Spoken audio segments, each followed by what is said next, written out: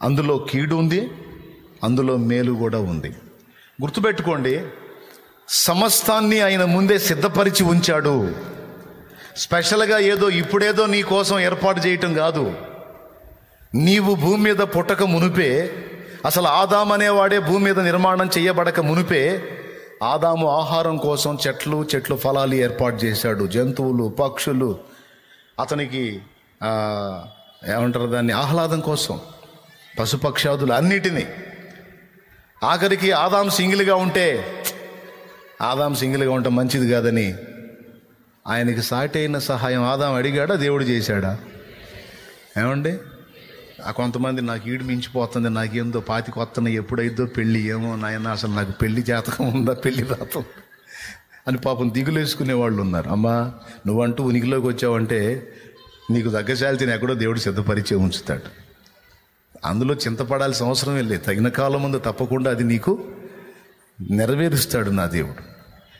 ఆదాము కోరుకోలా, ఏంది దేవా నేను సింగిల్గా ఉన్నాను, ఇది కరెక్ట్ కాదు కదా అని ఆదాము అడగల. దేవుడే ఆదాముకు సాటి అయిన సహాయం అవసరమని ఆలోచించి ఆదాముకు గాఢ నిద్ర కలుగజేసి ప్రకటి ముఖం తీసి స్త్రీనిగా నిర్మించి ఆదాముకి భార్యగా అప్పగించాడు. అన్ని రకాల చెట్ల ఫలాలు, జీవవృక్ష ఫలం, మంచి చెడుతో తెలివినిచ్చే అన్నీ రెడీ చేసి పెట్టాడు. ఆనాడు ఆదాము ఉనికిలోనికి రాకమునిపే అన్నిటినీ సిద్ధపరిచిన అదే దేవుడు ఈరోజు నీ జీవితానికి, నా జీవితానికి అవసరమైన సంగతులన్నిటినీ ముందే డిజైన్ చేసి ఆడబెట్టాడు. నమ్మినోడు ఇది చూస్తాడు, నమ్మనోళ్ళకి క్వశ్చన్ మార్క్. నమ్మిన వాళ్ళు ఇది చూస్తారు. దేవునికి స్తోత్రం కలుగును గాక. ముందే సిద్ధపరచబడ్డాయన్నీ. ఒక మాట మీరు 139వ కీర్తనలో చూస్తే, నియమింపబడిన దినములలో ఒక్కటైనా కాక మునిపే మన టోటల్ డేస్ మొత్తాన్ని కూడా రాసి కూర్చున్నాడంట ఆయన. చూడండి ఒకసారి 16వ వచనం చదువు. నేను పిండమునై ఉండగా నీ కన్నులు నన్ను చూచెను. నియమింపబడిన దినములలో ఒకటైనను కాక మునిపే నా దినములన్నీ నీ గ్రంథములో లిఖితములాయెను. దేవా, అయిపోయిందా? నియమింపబడిన దినములలో ఒక్కటి కూడా మనకి ఇంకా స్టార్ట్ కాకముందే మనం ఎన్ని రోజులు బ్రతుకుతామో, ఎలాంటి అనుభవాల్లో గుండా ప్రయాణం చేస్తామో, మనకి ఎప్పుడెప్పుడు ఏదేది అవసరమో మొత్తం రెడీ చేసి కూర్చున్నాడు ఆయన. ఆయన ఎప్పటికెప్పటికి ప్రణాళికలు రచిస్తాడో, ఎప్పటికప్పటికి స్కెచ్లు గీస్తాడో, కొద్దిగా సరిగ్గా బైబిల్ని అబ్జర్వ్ చేస్తే మైండ్ పోయిద్ది. దేవునికి స్తోత్రం, హల్లెలూయా. ఇశ్రాయేలు జనాంగంలో నుంచి రక్షకుడు రావాలి. లోకం మొత్తాన్ని ఉద్ధరించడానికి లోకరక్షకుడైన యేసయ్య రావాలి. యేసయ్య రావాలంటే ఇశ్రాయేలు జనాంగం భూమి మీద ఉనికిలో ఉండాలి. కానీ ఈ జనాంగాన్ని దెబ్బకొట్టడానికి అడుగడుగున శోధనలు ఎదురైతే అడుగడుగున వాళ్ళని సేవ్ చేయడానికి వాళ్ళ కోసం రక్షకులను దేవుడే ముందుగా ఏర్పాటు చేశాడు. మోషేని పుట్టించి అందరూ పిల్లలు నైల్ నదిలో విసిరివేయబడుతుంటే మోషేని చావకుండా కాపాడి ఐగుప్తు రాజు కుమార్తె యొక్క కుమారుడిగా పెంచబడేటట్టు చేసి మోషే ద్వారా ఇశ్రాయేలు జనాంగాన్ని బయటికి తీసుకొని వచ్చాడు. ఎందుకో తెలుసా? ఆ జనాంగములో నుండే రక్షకుడు రావాలి. రెండవ ఘట్టంలో ఈ జనాంగానికి మళ్ళా బబులోను రాజ్యంలో వాళ్ళు ఉన్నప్పుడు దుష్టుడైన హామాను ద్వారా వాళ్ళందరికీ ముగింపు వచ్చేసింది. దుష్టుడైన హామాను అహస్వేరోషు దగ్గర సంతకం పెట్టించుకొని వచ్చాడు, ముద్రయించుకొని వచ్చాడు. ఫలానా డేట్లో యూదులందరినీ చంపి పడేసేయండి అని, యూదులందరినీ చంపేసేయండి అని. ఇలాంటి పరిస్థితి ఒకటి వచ్చిందని దేవుడు ముందే ఎరిగి అక్కడ ఇద్దరిని ఏర్పాటు చేశాడు ఆ జనాంగం కోసం. ఒకటి మొర్దెకై, రెండు ఎస్తేరు. ఇదంతా వాళ్ళు ఏర్పాటు చేసుకున్నారా? దేవుడు ప్లాన్డ్గా మొత్తం డిజైన్ చేశాడా?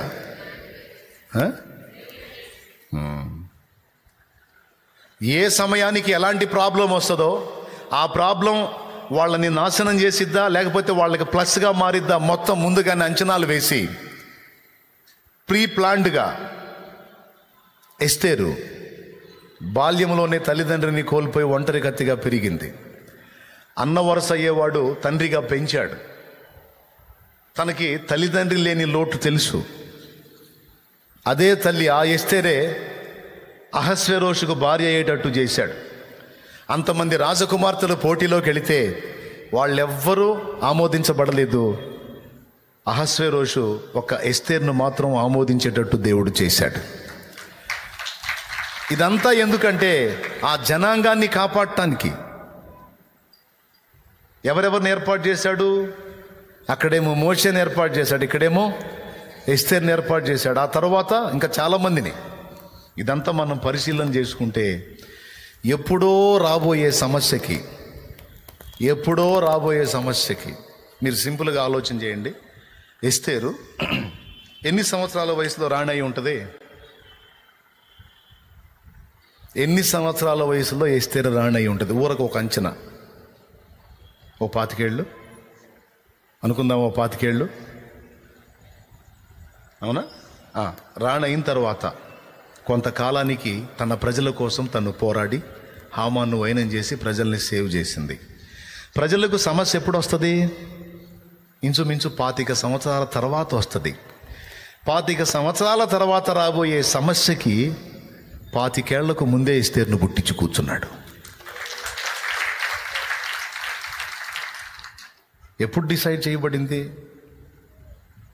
అసలు ఆయన నడిపింపులు ఏంటి? ఆయన ప్రణాళికలు ఏంటి? ఇప్పుడు ఆలోచించి చూడు. నీ పరిస్థితులన్నిటికీ ఎప్పుడెప్పటికీ ఏది సమాధానం కావాలో, ఎప్పుడెప్పటికి ఏది నీకు అందాలో, ఏ టైంలో నువ్వు ఎలా చేంజ్ అవ్వాలో, ఏ విధంగా నువ్వు రూపాంతరం చెంది సాక్షివి కావాలో, ఎలాంటి అనుభవాల్లో నీకు ఎలాంటి సాయాలు అందాలో, అవన్నీ దీన్ని బట్టి ఆలోచించు. రెడీ చేయబడ్డాయా లేకపోతే బడతాయా? బడతాయా? రూఢిగా చెప్పండి. ఎంతమంది నమ్ముతున్నారు? మరెందుకు దడపడతారు? మరెందుకు జుట్టు ఊడిందాక ఆలోచిస్తారు? షుగర్లు బీపీలు పెరిగిందా ఎందుకు? నేను చెప్పిన ఈ విషయాలు నిజంగా మీరు మనస్కరించి మీ హృదయాల్లోకి తీసుకుంటే, ఇవి మీరు నిజంగా కలిగి ఉంటే ఆ పరిస్థితులు ఉండవు. వచ్చిన షుగర్ బీపీలు కూడా తగ్గిపోతాయి. నిజంగా మానసిక ఒత్తిళ్లు పోతాయి. ఎందుకంటే నా తండ్రి నాకు సమస్తము ముందే సిద్ధపరిచి ఉంచాడు. ఒక్కోసారి అవన్నీ కూర్చొని ఆలోచిస్తే, నా జీవితాన్ని కూడా నేను ఆలోచించుకుంటే, ఏమండి ఎలా రెడీ చేసి పెడతాడండి ఎంతో వినంగా. మీకు ఇశ్రాయేలు అరణ్య యాత్ర తెలుసు. వాళ్ళు యాత్ర చేసుకుంటా ఓ ప్రదేశానికి వచ్చి అక్కడ నీళ్లు తాగబోతారు. ఆ నీళ్ళన్నీ చేదుగా ఉంటాయి. చేదైన నీళ్లు ఉన్న స్థలం గనుక ఆ చోటికి మారా అనే పేరు వచ్చింది. మారా అనగా చేదు అని అర్థం, అవునా? అక్కడ వాళ్ళంతా మోషే మీద సణిగారు. ఇక్కడి నీళ్లు తాగటానికి పనికిరావు, ఇవి చేదుగా ఉన్నాయి, మమ్మల్ని చంపడానికి వచ్చావు. వాళ్ళంతే, అప్పుడప్పుడే పొగుడుతారు, అప్పుడప్పుడే రాళ్ళు ఎత్తుకుంటారు. అయ్యో ఒక వింత జీవితాలు. అప్పుడప్పుడే ఆకాశానికి ఎత్తుతారు, అప్పుడప్పుడే ఎత్తి పడేస్తారు. మోషే మీద ధ్వజం ఎత్తారు అందరు కలిసి. మోషే దేవునికి వెళ్ళి చూశాడు. మనకి ఆయనకుంది, ఆయనేగా. ఏంటినైనా వీళ్ళ పరిస్థితి అన్ని మోషే దేవునికి వెళ్ళి చూస్తే దేవుడు ఏం చెప్పాడో తెలుసా? అక్కడున్న ఒక చెట్టును చూపించాడు. మొక్కను చూపించాడా, చెట్టును చూపించాడా? అక్కడ ఏమనుంది? మొక్కనుందా, చెట్టునుందా? ఇంతకా వచనం ఎక్కడ ఉంది? ఏడో చాటు ఉందా? నిర్గమాకాండం 15వ అధ్యాయం 22వ వచనం. అది చూడండి ఒకసారి. నిర్గమాకాండం 15:22. మోషే ఎర్ర సముద్రం నుండి జనులను సాగజేశాడు. వారు షూరు అరణ్యములోనికి వెళ్ళి దానిలో 3 దినములు నడిచిరి. అచ్చట వారికి నీళ్లు దొరకలేదు. అంతలో వారు మారాకు చేరిరి. మారా నీళ్లు చేదైనవి గనుక వారు ఆ నీళ్లు త్రాగలేకపోయిరి. అందువలన దానికి మారా అను పేరు కలిగెను. ప్రజలు మేమేమి త్రాగుదుమని మోషే మీద సనుగు కొనగా అతడు యెహోవాకు మొరపెట్టాను. ఇవన్నీ నేను చెప్పాను, ఆ తర్వాత చదువు. అంతటా యెహోవా అతనికి ఒక చెట్టును చూపెను. మొక్కను చూపించాడా, చెట్టును చూపించాడా? పెద్దగా చెప్పాలి. చెట్టును చూపించి ఏమన్నాడు? అది ఆ నీళ్ళలో వేసిన తరువాత నీళ్లు మధురములాయెను. ఆ చెట్టును చూపించి ఏం చేయమన్నాడు? కొమ్మన, చెట్టున, ఏముంది శామ్యూయల్ ఆడ? అంతటి యెహోవా అతనికి ఒక చెట్టును చూపెను.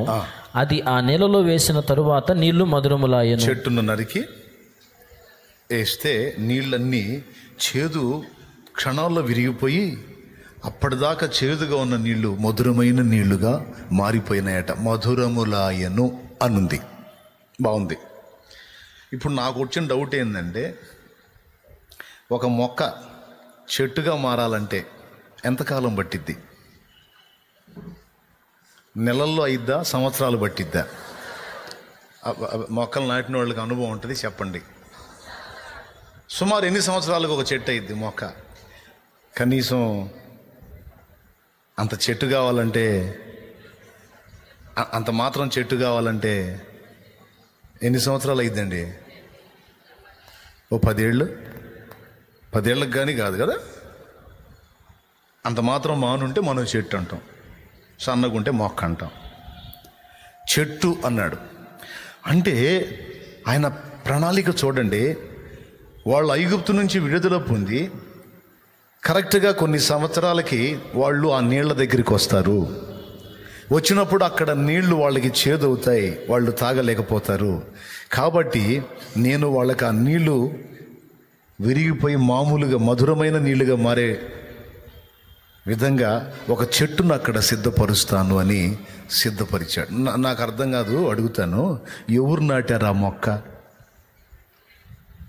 ఆ నీళ్లు చేదుగా ఉన్న ఈ మొక్క వేస్తే తీయగా మారిపోతాయని ఎవరన్నా ఐడియా వేసి నాటారా? అడవిలో ఎవరు నాటుతారండి? అడవిలో ఉన్న మొక్కలు దేవుడే నాటాడు. అసలు ఆయన ప్రణాళిక చూడండి, ఎప్పుడు రెడీ చేసి పెట్టాడు. 10 సంవత్సరాలకు ముందే తన బిడ్డలు ఆ ప్రదేశానికి వస్తే అక్కడి నీళ్లు వాళ్ళు త్రాగలేకపోతారు.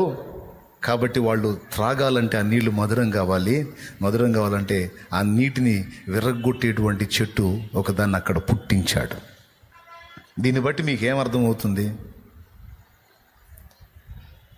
ఒక పాయింట్ మీకు బాగా బలంగా అర్థం కావాలని చెబుతున్నాను నేను. అంటే ఎప్పుడు రెడీ చేశాడు? ఎస్తేరమ్మని ఎప్పుడు రెడీ చేశాడు? 25 ఏళ్లకు ముందు.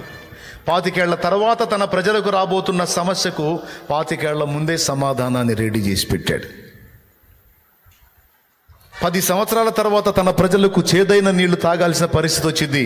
ఆ అనుభవంలో వాళ్ళు ఉండకుండా వాళ్ళకి మధురమైన నీళ్లు లభించినట్లు ముందుగానే వారికి చెట్టును రెడీ చేసి దాని ద్వారా వాళ్ళకి ఆ నీళ్లు తాగి బతికేటట్టు చేశాడు. ఇదంతా ఆల్రెడీ చేసుకున్నారా? ఆయన సిద్ధపరిచాడా? 10 ఏళ్ళంటే చిన్న మాట, 25 ఏళ్ళంటే చిన్న మాట. మోషేని తీసుకోండి, 80 సంవత్సరాలు.